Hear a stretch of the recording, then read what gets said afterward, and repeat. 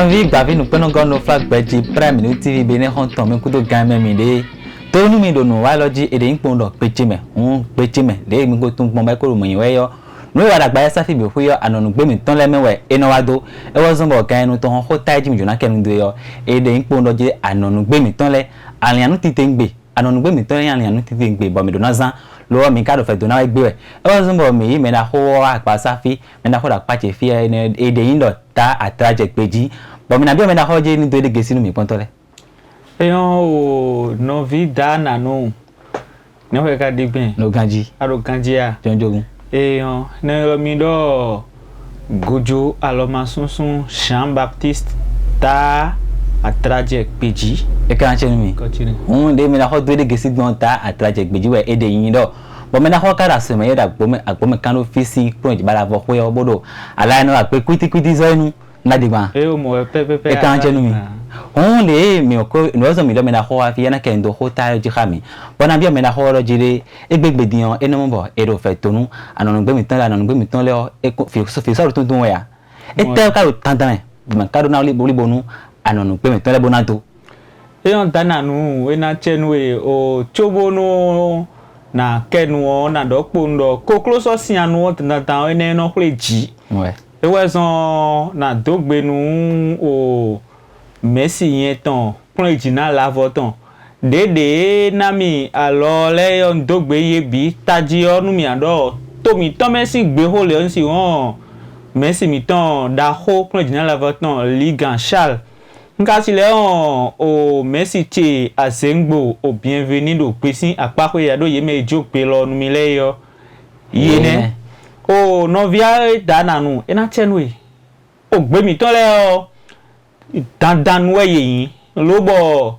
na blonu we yo fu yo a konta nu le yo na blonu we do pe sin apa pe bo àwọn le gbe do tantan gbe bi benwo na do gbe mi ton to me gbe do pe no do le yo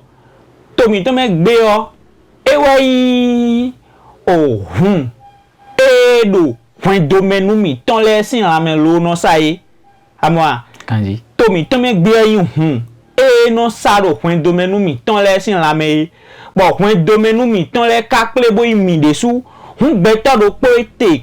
bo point domaine ton ma do ye me ayo e so yin gbe to ane no mi ado po mi ado point domaine won gbe hu point domaine won jibo bi fi ple huzu gbe to do po bodo te ta nanu ene ngbene pe mi ton le ye yin bodo when domaine mi ton leji o mi ado e si wa when domaine so boko medo so sin gbe hen kan pere pon a e kan chenu mi no o zon be yin hun martin menwe amwa when domaine mi ton do po e so do tele obondo e do peto yin edin yo gbe to do po tele yo ho e do ade ado ho video tun do a mele a kota le nu di e mele yo eye amonukun jeme a ene mo jinwa when domaine mi ton le o amamodo amasi e mi on blo teme le fini din yo ede boy ka do jilele ko so aso kele so ihun honu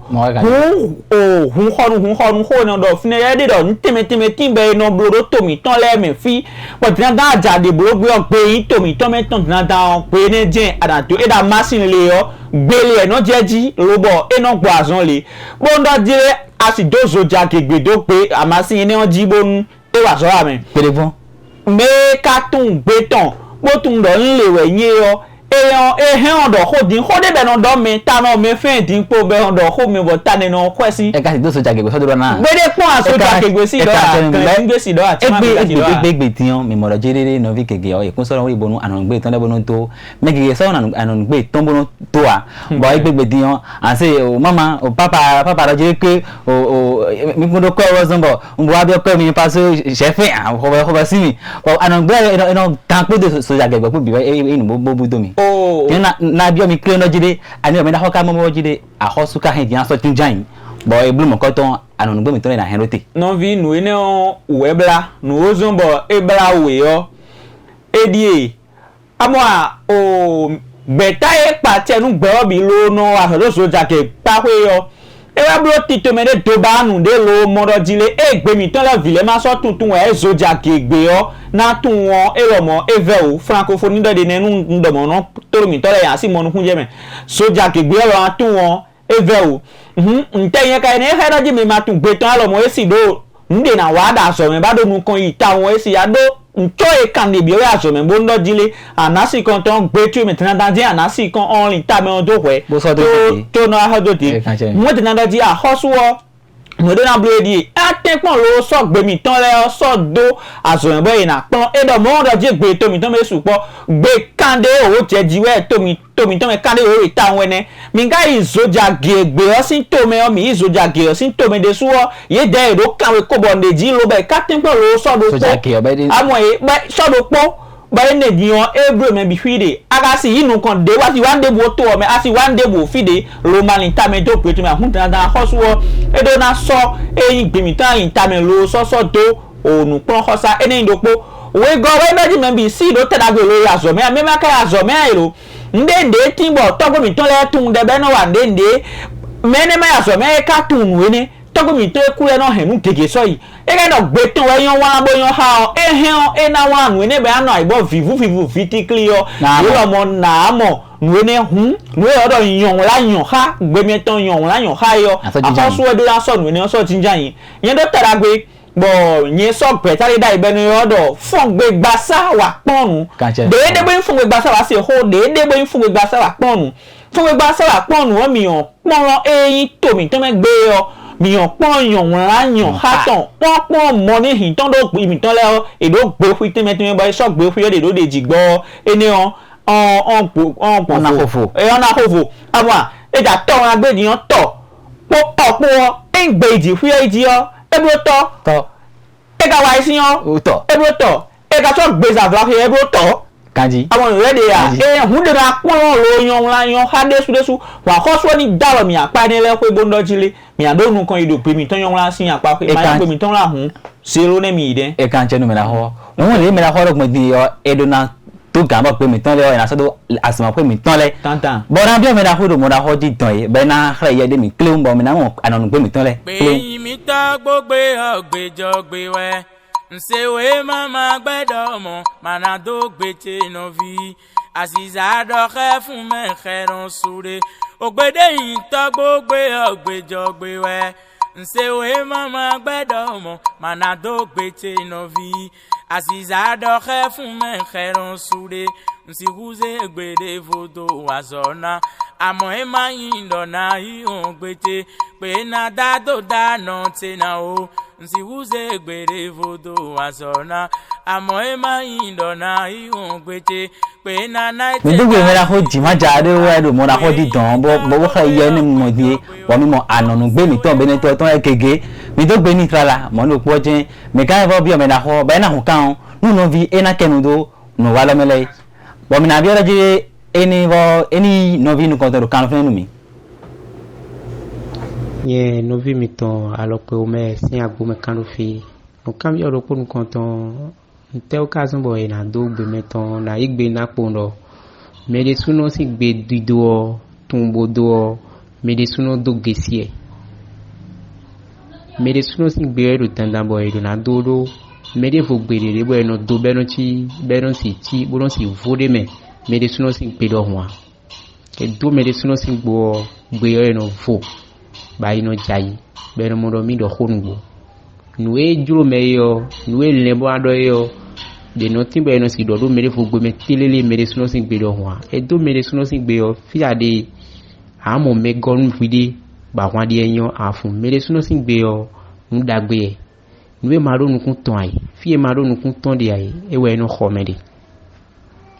e kan chenu me da ho o me be do ho se do mi do gbe ni trala do e do ho mi lo mi mo lo jide ho do me yo e mo do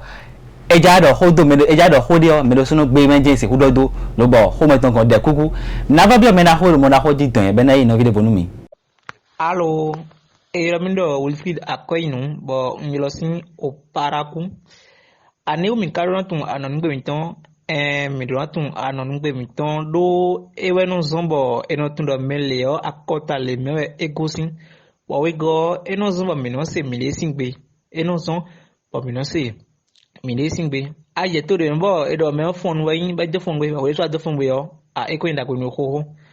o nwe mi na blood din bo me bi na si ku si anu gbe tembo do yo ene ndo o e ahoso na blobo o tito mena sura ido asomen kwele bo o ena plon o pe edu ahoso do o fi edopodopo o miton lede pe edu ahoso do o totali gbe yo e aklon fine pe edu ahoso do a to foli gbe yo e aklon fine kun mon koto na blobo pe miton me bien si kuto e a chenu mi izande e kana chenu me da ho Wilfried do be do ho se do mi sin o paraku don mi dogbe nu no vi e ken do nu wala le me bi sese bo mi na fi mi pon to le pon do jide e na kwajo na ken do nu wala nkan to mejo yo alokan e lo be de hawajin 90 10 114 66 90 10 114 66 akuko alokan e jin yo ana ken do nu wala nkan to mi dogbe mi na ho chimaja ni we pa mi do ni mi se ho no vi le do yi bo mi na pa safi bu na wa ta atraje gbeji gan bo na do pon do jide e no vi yo do khode lo bo na do sutanu nu wala nkan to bo ho to hena ba pla ho no vle do flavor mo de ba do flavor ko mi ando sutanu wala nkan to enyo na chenu itanu nu na chenu kaka ohun o agbamitan safi no do so jagea lo e ka jebo na di blawa yin deme do ntewu o ho na do de o ho webe ko do da ide e do e barba tout peuple qui perd sa culture e barba tout peuple qui perd sa culture e blodo mene e huzu gbevune me ren gbeton bue me ren de bue me de hen bue kan pe meton hen bua hen pe to bu hun a hen fide bu ne bi odo do kuro ko mi tan do jide me bi hwe ni tenpon lo je na te bo gbi to mi to me sin gbele sin ja kanji ne e ga jenda atraje gbeji bo le mo gbo mi le no wa nkan ton do fi bonu ye mi to gbe ta atraje gbeji do e wa nonu wa lo kan ha mi bo ken do anonu gbe mi tan lewo mi to gbe ni susu ton do e daji e mi do fon gbe gba sa wa pon nu bonu wa mo nkan ton ino pon anonu gbe mi tan le yan wa yan ha tan be eno pon keze mi to gbe mi da ko do nu wa mo nkan ton bo e do pe wan ahoso e do jide e se ko tenpon lo bonu anon gbe mi tan le o e so do aso pe mi tan le o e kan lo kun kan bu yin pede pon mi to gbe no fi eno pon prime no tv be ne bi fu mi do gbe mi do mi no ho ken to alon temi to le bon do pon wa le nkan ton fi mi no ba kwesi lo no ho pen do alon temi to le me yo mi na ba ko pede pon eno jo mi o ma se o pen do mi awon ko amoji kwe ron han ta na no so bo nka amoji na ba won jo e bo wa se do mi o mi na ton e mi aran pon prime no tv be ne gbon yi mi do po tegbe ni bo isan